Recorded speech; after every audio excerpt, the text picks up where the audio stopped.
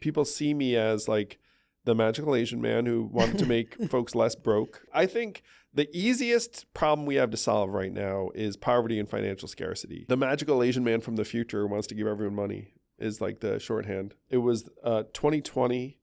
It was the left plus tech versus the right. 2024, it was the right plus tech versus the left. And then 2028 is going to be the left plus the right against tech. And so I said, this, I'm going to run for president. Andrew Yang, you are our first repeat guest. What? Yeah. First person I'm we've had shocked. on. This is your second time on the Techishly Jen podcast. And the reason is everyone loved the first one. Yay. Everyone loved it. The questions that people have asked me to ask you are, number one, when is he running for president again? Oh, that's very sweet. So that's a real question. The answer is I'm always trying to figure that out. The odds of my running again are very, very high. I am so glad to hear that. I'm pretty sure I haven't heard you say it like definitively like that. So Andrew Yang is running for president again. Yeah, at some point, sure. What does that take? And what's that process like? Imagine a primary where anyone could vote for their candidate on their smartphone, which could then be, it could be vetted 5 ways through Sunday, honestly. I mean, the tech is very buttoned up now. For example, is that safe? I mean, isn't that kind of easy to hack? Here's an example. Yeah. You could vote on your smartphone and then have it be verified via personalized QR code that gets sent to your mailing address. It's very hard to defraud both ways. I mean, that's actually pretty buttoned up. Really? And that cost per vote would be, dimes. So if you wanted to, you could run an independent primary that would enable everyone to be able to vote fairly quickly. You could have multi-stages and then have it so that you have a very, very interesting set of candidates. Because my thesis in my last book was that the two-party system is going to continue to get more creaky and less representative and more polarized and extreme. And That's I think exactly a lot of people, what we're feeling. Yeah. We all can sense that. And by the way, that's set up by design, some very poor design choices. I don't know if I said this when we were last time. It's like, I don't wake up with like a burning desire to be president. My joke is I'm Asian. It's like my parents never suggested that even running for office would be like a good idea at all. It was really, you were a doctor, or what were your choices? Doctor or lawyer. They didn't even know what a banker was. If they knew, I'm sure they would have tried to get me to do that. Like, I just want things to work better. And I'm convinced that in order for things to work better, like the structures need to evolve and change. And so if I saw a way to help the structures become more modern and representative and responsive, the fear that, and a lot of people listening to this, I get it. Like, if you're a Democrat, like I was a Democrat for, many, many years. But then a lot of Democrats I know are getting like kind of disappointed. And look, like, I'm friends with a lot of people who are in politics, and like I still donate regularly. And I think this is going to surprise virtually no one, but like most of the people I'm donating to are Democrats. Like, I actually now feel like they're stuck within these institutions that are going to become more and more problematic. And that like the institutions themselves, like I have a vision for how that can change. And so the work that we're doing at Forward is actually trying to change it at the local level. The presidential stuff I described is higher variance. And so you need to, one reason, like, for example, I didn't touch a run in 24 was that I thought I'd be more likely to do harm than good. So you have to kind of suss out, like, whether you're going to be more likely to make something good happen or not.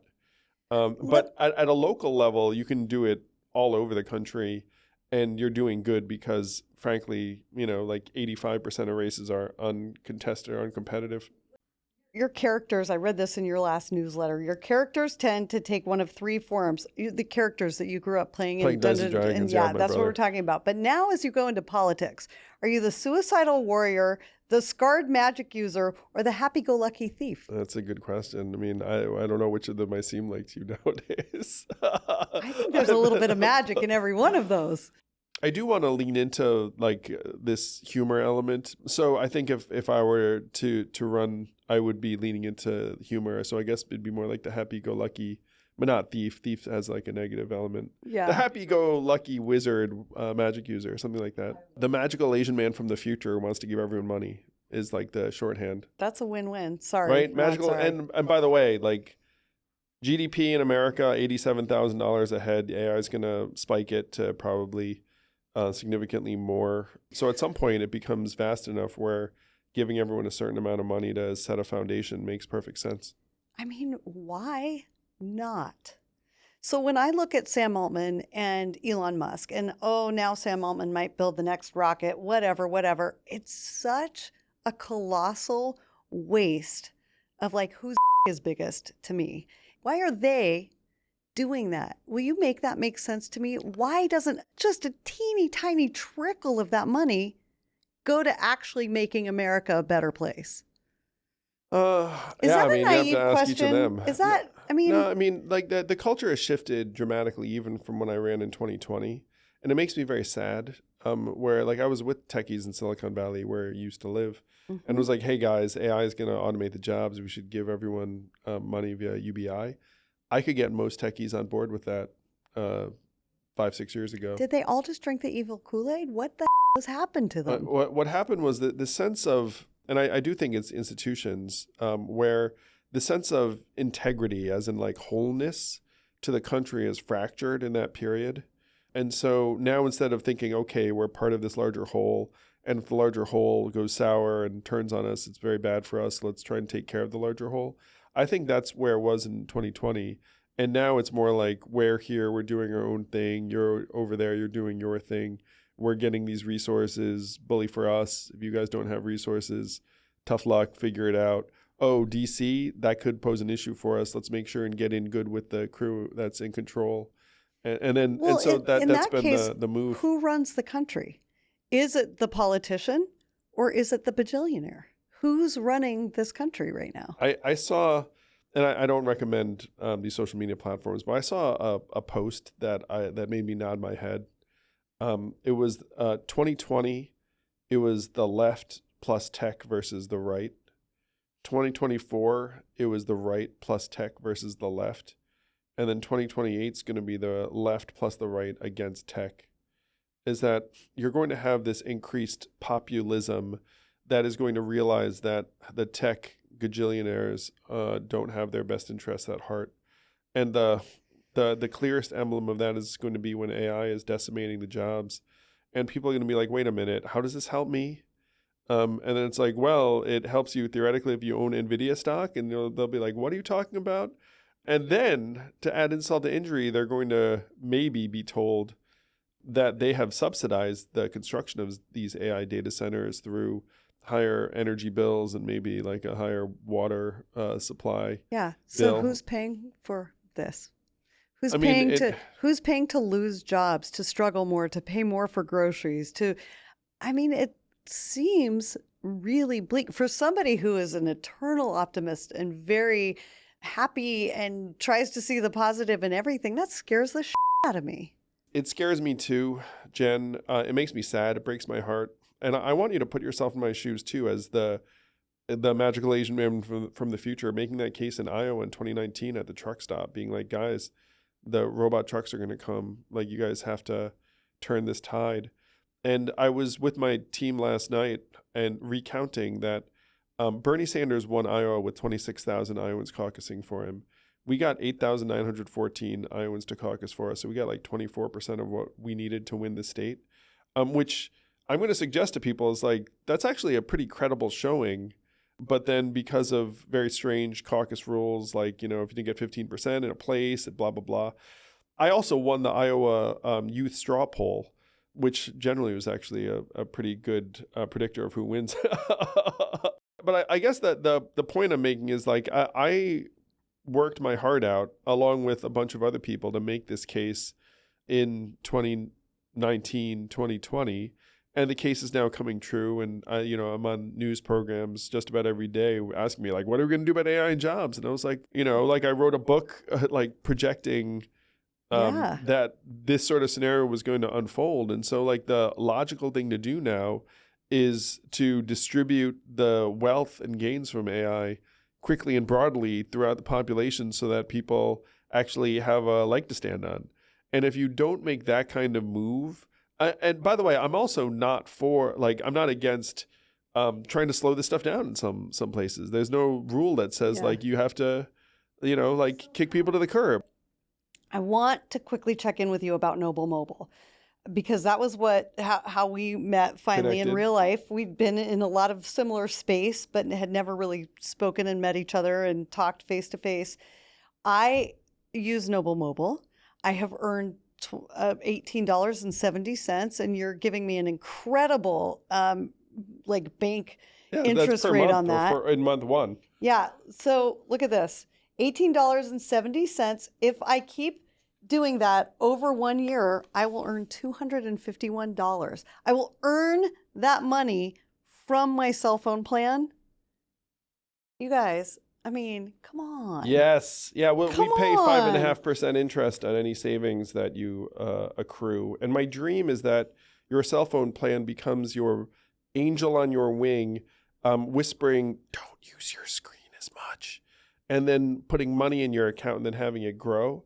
Because I am convinced that if you feel like you have a little cash stash that's growing, it makes you more optimistic and more positive and think, okay, like, cool. Well, I'm competitive. Like I said earlier, I'm not around. I'm gonna save money. We'll happily pay you all like the $251 over the course of the year, and then some, and then the interest or whatever it is. Because you would have earned it. And you're still making money. You're not losing money. That's still a good business proposition, right? Yes, it's still a good business proposition because this industry is so extortionate. And some of the numbers I think we threw out last time, but the average American spending $83 a month on their wireless.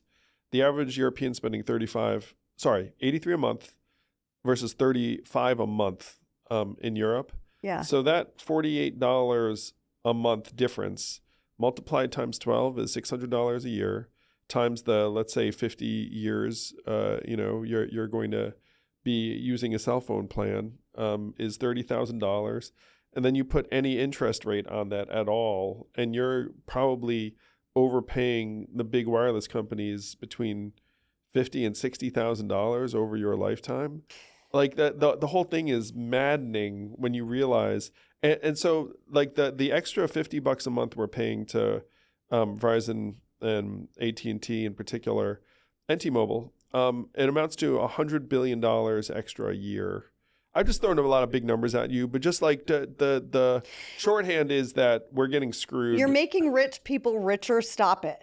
Like, put a little bit of that money back into your own pocket. And that is our goal with Noble. And so the trippy thing is that we can give you such a good value and still actually make a smidgen of money per customer. And that just shows you how jacked this industry is. So I'm one of the founding members. Have you reached that first 10,000 yet? We are getting closer all the time, but we're not there yet. So if you join now, you can still get in on the 10,000 founding. And the 10,000 founding members, we have some special perks in store. I can't wait. Like what? Well, one thing is that if the company ever becomes super valuable, we're actually going to like come back and give you some money. Like that's one thing that I know we're going to do. So get in on it. I mean, so many people after they heard the first podcast that we did called me. One of my best friends in the whole wide world, Kelly, she texted me and she said, okay, I've got to replace 4 phones. They're all old. 2 of them are cracked. I've got the 2 daughters and older teenage daughters. She and her husband. Verizon saying, we'll give you a free phone in exchange for you pay this much every month. And we did the math. And I had to whip out my calculator and my brain was super confused because that's, again, part of that game play.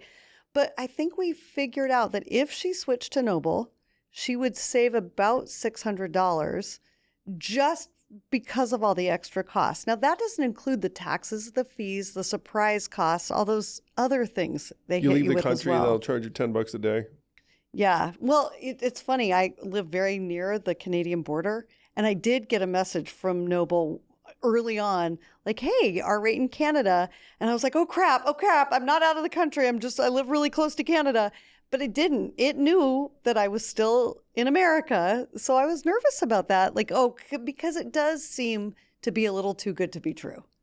We're just an honest business. And it turns out if you adopt honest business practices, you can feel too good to be true because this industry is so muddy. And all of the free phones are incredibly expensive when you sit down and do the math. I mean, how the heck is Apple, like, I think it might be a near $1 trillion company if like their phones are free. The phones are not free. Like, it's all super expensive. And so anyone who's in that boat with, Verizon, please just give us a call at Noble Mobile. We have like real live humans who want to talk to you, and we can help walk you through it. We can help you switch over, because sometimes the carriers don't make it that easy. No. I mean, I switched in 8 minutes from Verizon. I didn't even need to talk to anyone. But there are sometimes I switched over from T-Mobile and I gave up after an hour, and my husband did it, and I heard smashing and That is cursing insane. going on. Well, one of the things that happens with Mint on that is, number one, you have to enter a contract. Number two, it's a promo rate. And then there are also a bunch of fees that they don't, like there's a lot of very, frankly, shifty advertising around the pricing of a lot of these plans. I was looking at it. So, on your second line with us, like you might be paying like $32 a month with us or something along those lines. Yeah. And so I was looking around being like, hey guys, like, can we get it down lower? And then we looked into it, and the ones that are priced at 25, when you look at the fees and everything else, they often wind up above $30 a month. And then if you use a lot of data on those plans, they will throttle you. And we don't throttle you.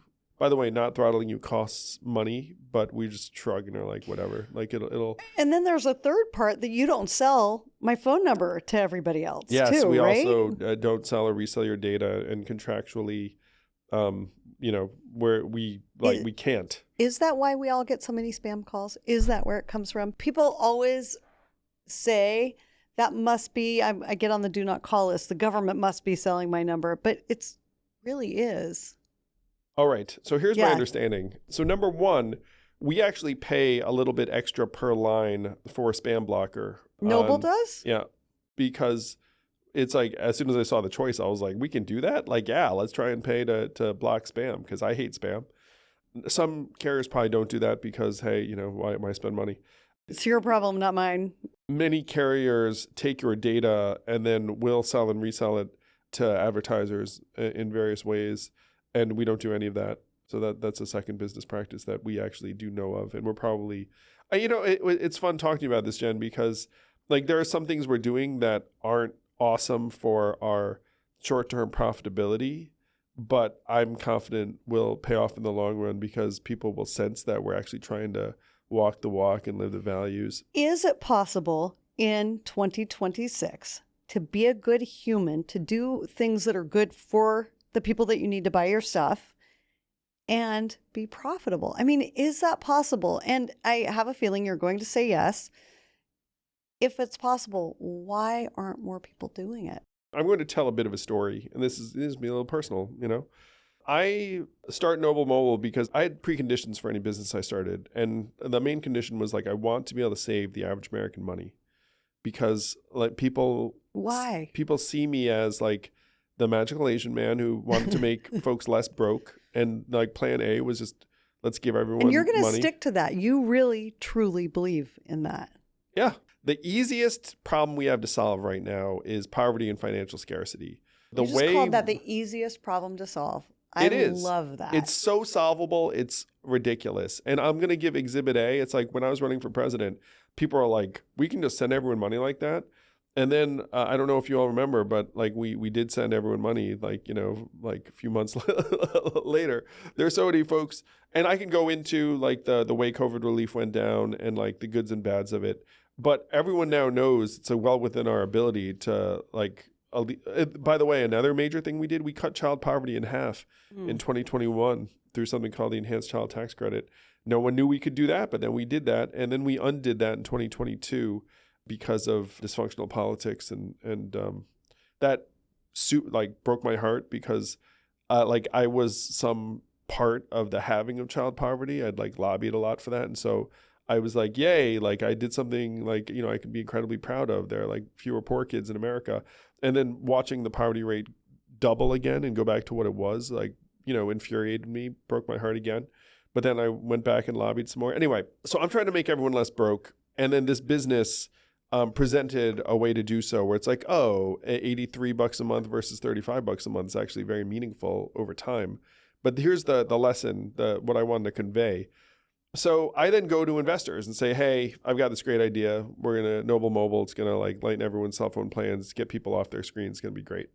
And a lot of professional investors and venture clubs. So as you can imagine, if you're me, you can get meetings with a lot of people because I'm like, experienced, credible, well-known. I did sell a company. So, like I'm like commercially experienced. And some of the things I heard from VCs were things like, if you start an AI company, I'll cut you a check right now. I've heard that from 100 out of 100 VCs. If you do anything with AI, if it's not AI, I don't care. And so much of it is not a good idea. How much money is the AI industry losing?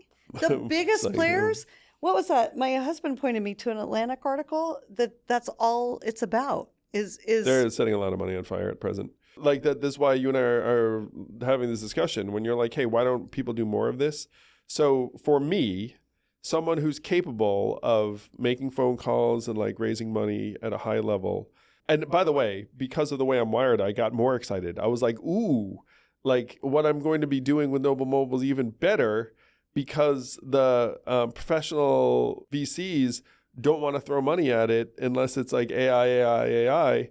So good. Like we'll have the field more to ourselves. But that's what I realized is that it took someone like me coaxing some folks who are values aligned, yes, and mission aligned, but also like believe in me to be like, okay, like let's do this thing. Like if it had been another figure trying to pitch the same idea, I do not think it gets even, off the ground. So when you ask like why more of this isn't happening, I think that the marketplace is not necessarily equipping positive ventures with the same level of resources that they are more of like the follow the herd mentality. Mm-hmm. Let's try and get this company acquired by one of the big AI giants. Well, and that goes back to like who's running everything. Is it 5 guys with all the money and the power? Like who's in charge of this whole ship? What's in charge right now is this dark sense of commercial incentives.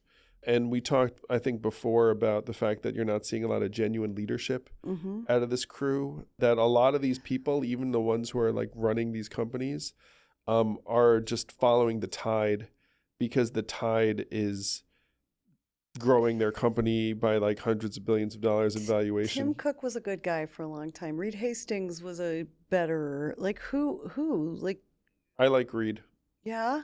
Yeah, I mean, Reed now is like essentially, executive chaired Netflix, and Netflix is still, as far as I can tell, fairly neutral in the scheme of things. But yeah, like they're different figures. Who should we be person. paying attention to because they're sticking to their morals and values and what's good for humanity? In my opinion, Mark Cuban's one of the best. Yeah. Because he's putting his energies to cost plus drugs. Mm-hmm. And you told me early on, you want to do Noble Mobile's kind of the cost plus drugs model. Yes, I want us to be the cost plus drugs of wireless data, and it's like essentially we're getting it at cost, and we're trying to give it to you at as thin a margin that will allow us to survive. Okay, so support like Mark Cuban, support what he's doing. Who else? Yeah, Mark Cuban. There are better ways. There are easier ways for Mark to make money than to try and screw up the big pharma industry. But he's doing it because he loves it and believes in it and he's saving lives. I think he's an American hero and he's not getting enough credit for it. Is there a business to be made of solving really painful problems? So I think that Mark's an example. I think I'm an example. But even when I went through this cost structure, Jen, so check it out. What do Americans spend money on? What's making us miserable? Number 1, housing. Number 2, healthcare. Number 3, education. Number 4, food. Number 5, fuel. Number 6, transportation. Number 7, media. Number 8, wireless data. So I'm working on number 8. Mark Cuban's working on drugs, which is part of number 2. Mm-hmm. But most of this list is government. Like I'm a talented entrepreneur. Can I figure out a way that's going to like bring everyone's housing costs down? And the answer is like, yes, if I had control of government, which is why I ran for president in 2020. There are pieces of this I can tackle, but there are a lot of pieces that you need government to get its together. And that's why Americans are frustrated. I felt like we watched Obama struggle for 8 years of thinking he could do so much good, and yet dealing with those old institutions, the Republicans fighting the Democrats and not really caring about everybody else. So if you become president of the United States, can you actually make a difference? Well, one of the jokes I tell is that if I become president, everyone will be like, okay, things must have gone really bad for us to pick the Asian guy. So I think all things will be on the table at that point. And by the way, that's like a business joke too, where it's like, when does the Asian guy get the job when no one else wants it? So things are going to be rock bottom. I mean, is it okay for me to laugh? I don't know, but it's kind of, it should be fine. Like if you bring me in, but this is one of the glorious things. If you bring me in, everyone knows what my jam is. Like everyone knows that I ran on just putting money into people's hands. And so if I get in there, they'll be like, hey guys, we kind of know what we're going to do now. Who are you scared of in politics? If you're president, who scares you? So the major thing that scares me is the loss of integrity, the loss of wholeness, where like if you can imagine appealing to people's better selves, like a lot of that stuff's not going to work so well anymore. Like people are just going to become like shrunken, internal, mistrustful. Yeah, like you're going to need to like accept that. Like people come to me all the time when they're considering running for office, and then they say it's like, hey, if I do this, or like half of people are going to hate me. And then I look up and like in this environment, yeah, probably, and that's enough to scare a lot of people off. So like that's the thing that you have to be comfortable. I mean, not comfortable. No one's comfortable with that, but you have to acknowledge it and know that that's what the environment's going to be like. Are you safe? Can you run around New York? Do you have to run around with security guards? I have found that security actually draws more attention because people will be like, oh, who needs security? And then they'll be like, oh, like I know who needs security. Whereas if I just walk around alone, by the time someone realizes it's me, I'm generally like a few steps past them. But in New York, when I do get recognized, which is very, very often, 9 times out of 10, it's like very, very positive or excitement. Yeah. Everybody I talked to about you, when I told people at the hotel we were coming to talk to you, everybody's like, oh, that guy's great. And I think our cold open of our last podcast is, if you don't like Andrew Yang, you might be kind of an asshole. Well, it's nice of you to say. Well, that is. Except for that one guy. No, I'm kidding. That one guy. What do you think is the smartest criticism of you? Wow. So one criticism I've got, which I'm just like, is that smart? Is it's like, is that like, like don't take yourself seriously enough? And I was like, I think I take myself seriously. I mean, you got really high up there in a presidential race. How much more serious do you have to be? I thought I was pretty serious, but some like folks I respect, like, did level that to me, and it made me grapple with it. I was like, do I not? I think that's one. Another in this environment that might be legit is that like I don't have this craving for power in the same way that some other figures do.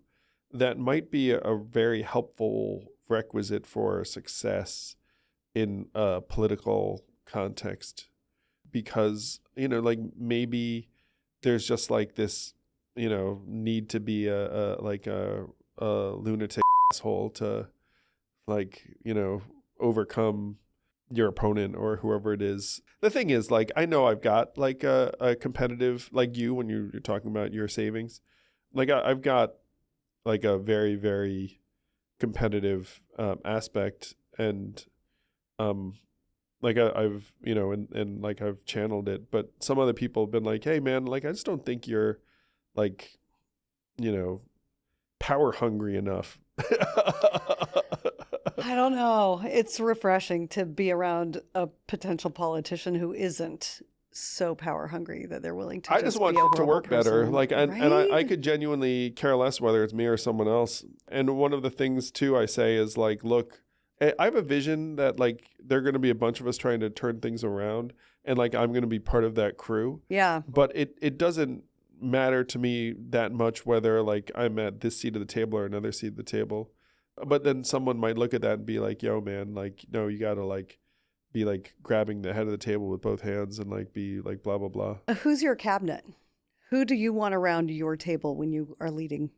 You know, I will say that like the fix stuff crew kind of knows each other. Yeah, I'm getting that sense. So Mark Cuban's there. Mark Cuban's there. Scott Galloway's Yeah. there. Jonathan Haidt is there. There are a Who- bunch of, Is there a woman? yeah, no, you're there. Yes, I'm in. So Mark Cuban's there. You mentioned Scott Galloway. Anybody else? What about Pete Buttigieg? Pete's hype, like super talented and is going to be there in this Democratic primary. Yeah. And yeah, I mean, if there was like a rebuild the country crew, like, you know, I think Pete would definitely play a role. You're in the room with all these powerful people. What's one thing that you've seen or heard or felt that would just shock us to our core? The room I'm recollecting right now. So I was a presidential ambassador of global entrepreneurship in 2015. And I was, I think, the token Asian because I was like, what the hell am I doing here? Like, you know, also there, Elizabeth Holmes, which is its own story, not great. Wow. Does you know, she blink? Not that I saw. And so I showed up and was like, okay, you know, like I'll just be like fly on the wall, like hang out. And then, and then like the conversation started going in a direction that I was like, look, like I don't think that's going to lead us anyplace soon. And so like I would kind of slide over to Penny Pritzker, who was the CEO of the Commerce Secretary at the time, and some other people, and be like, hey, I think we should like, you know, start heading this direction or that direction. And I came away thinking it's like, oh, wow, I actually did add a lot of value. Like, and by the way, this is before I was a public figure in the same way. I was running an entrepreneurship organization at the time, Venture for America. So I felt, and I was like thrilled to be there and be like, I'm not the, you know, primary person in this drama. I'm just like the guy in the photo. But the thing that struck me about a lot of the rooms that I'm in at that level is like there's a lot of form and appearance, and there's not like a whole lot of substance. And the thing that made me want to run for president was actually hanging out in a number of those rooms being like, yo, we're screwed if like this just keeps on rolling on the way it's going to roll on, because you come together and then everyone just like plays their role and then goes home. And 9 times out of 10, you could script it. You could say what everyone was going to say and do. You could even predict what kind of like actions people are going to take. And I was at an event in San Francisco where a woman said, like, does anyone feel like we're all heading toward a cliff, but no one can do anything about it? And I think there are a lot of people with that feeling. And like, I was just in enough rooms to be like, oh my God, like there is no cavalry coming. Like the folks that we think are in charge are just going to play their part in like the, you know, the careening off the cliff. And so I said, this, I'm going to run for president. Yeah. And so I you know, got fired up and decided to run in, I decided to run in 2017 after Trump won. So yeah, that's one of the things that got me into it. Right now, because of AI, I'm thinking about Sam Altman. So it's you and I'm Sam Altman. Going back to this idea of you can be a successful, you know, the most successful guy in tech right now and still be a good guy. What do you want me to do? What should I do? What can I do as Sam Altman? So Sam, and this is something I commend Sam for, Sam invested $50 million in a giant universal basic income pilot. And so I'd be like, hey, Sam, like let's do it again, but bigger. Yeah, I mean, 50 million, that's like, here you go. I mean, There's a drop. at the time, Yeah. it might have been a little, because he wasn't a like gajillionaire. I mean, he was already rich, don't But get me wrong. who could do something that they're not? Who could pivot and just say, I am going to. And Sam's actually sympathetic enough where he might put in 500 million or 5 billion at this point.